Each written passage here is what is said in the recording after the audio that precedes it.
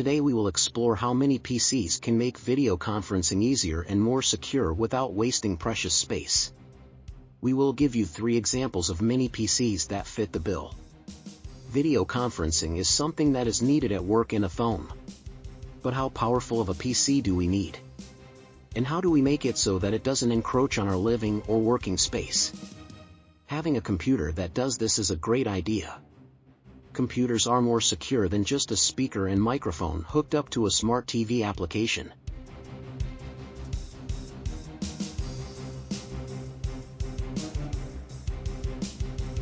This is Mike. Welcome to the Mini PC Tech channel, where we explore everything mini PC for the home and business.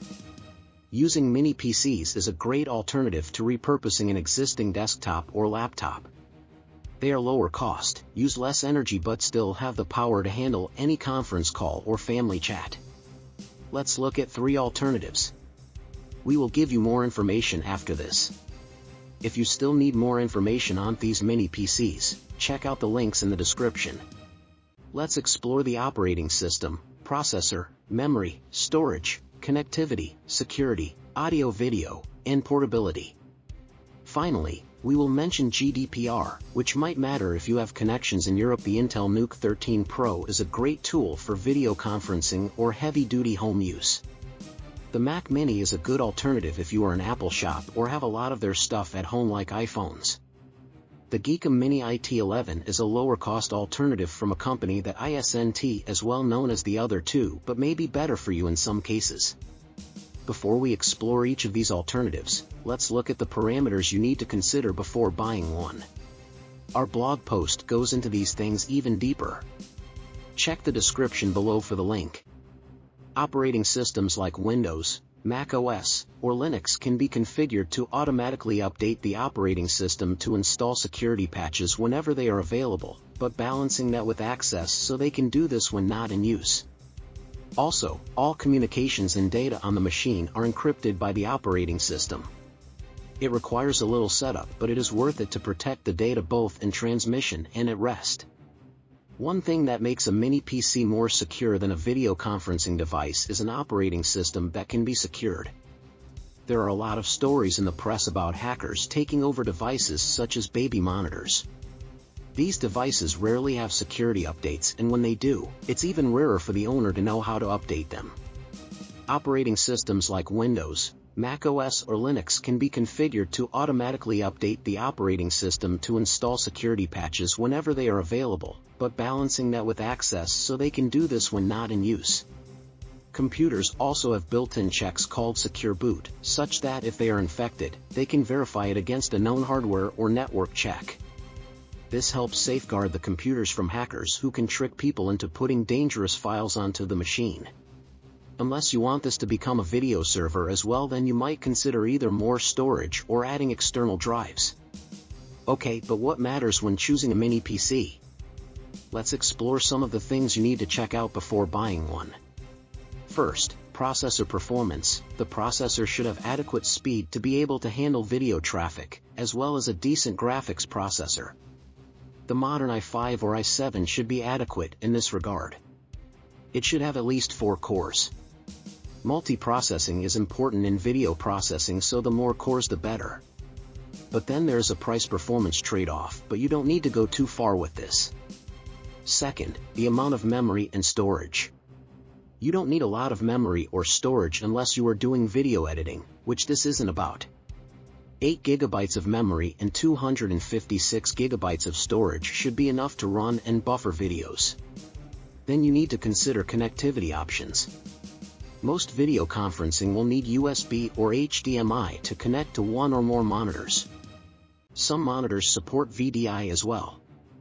You also need to have at least an Ethernet connection, which most of these do, but Wi-Fi 6 is a good thing to have if an Ethernet connection isn't available. Security features are also important, which is why we focus on Windows 11, Mac OS, and Linux. Windows 10 will no longer be supported by Microsoft in a year, so this is not a good option at this point. Finally, size and portability.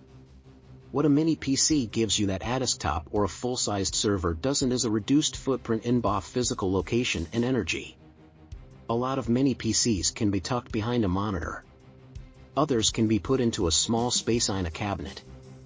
Another thing about using a mini PC for a video conference server over an internet appliance is GDPR compliance. A mini PC features such as encryption and secure boot align with GDPR requirements, ensuring that personal data is handled securely during video conferences. Now let's discover what each of these 3 mini computers can do. Any of the 3 would work well in a work or home environment. For me, the most important parameters are price and maintainability.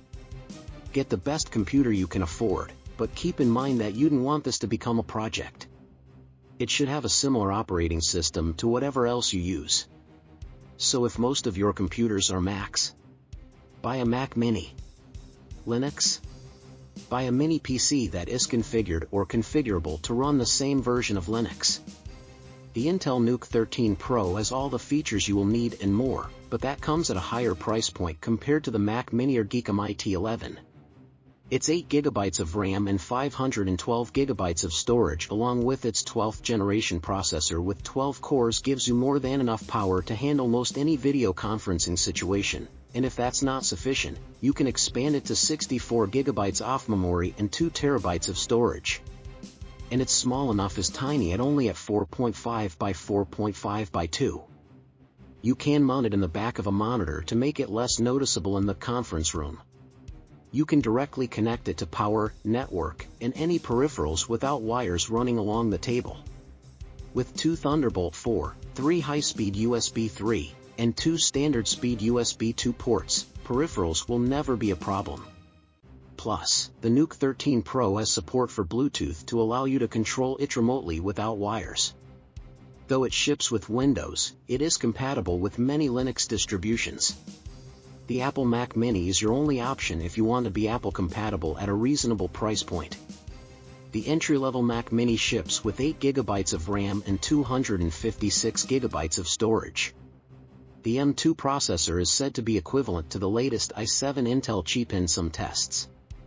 The Mac Mini doesn't have all the connections that the NUC 13 has, and at about 8" by 8" x 1.5 it's much bigger than the NUC 13, but it's a Mac, and if that's important this is a great option. These are very reliable units. I have owned 2 of these and managed a third for an elderly relative for over 8 years, and they are problem-free. The only thing I recall was a little challenge running the setup with one of them, but reaching out to Apple support and it was one and done. The Geekom IT11 has the same footprint as the NUC 13 and checks all of the boxes with 8GB of RAM and 512GB of storage. It is a bit heavier than the NUC 13 at about 20 ounces. It ships with Windows 11 Pro and can be converted to run Ubuntu. Where it shines is it is less expensive, has more connection types, and supports up to 4 4K screens or an 8K screen. Something that the others don't advertise. Linux? Either of the above Windows Minis will work, but you will have to convert it yourself. So that's our 3 picks. Check out the links below to find more information about these mini PCs and see if these work for you. So which mini should you choose? The answer is, it depends. Are you a Mac shop? Then the answer is obvious. Windows? Either the NUC 13 or Geekom will do the job. The Geekom may be a risk because of some reported support issues, but the vast majority of people are happy with it. So that covers it. Check out the link to our blog post for more details, and share any comments you have on this video or the units themselves. Hit subscribe for future videos. This is Mike, signing off. See you next time.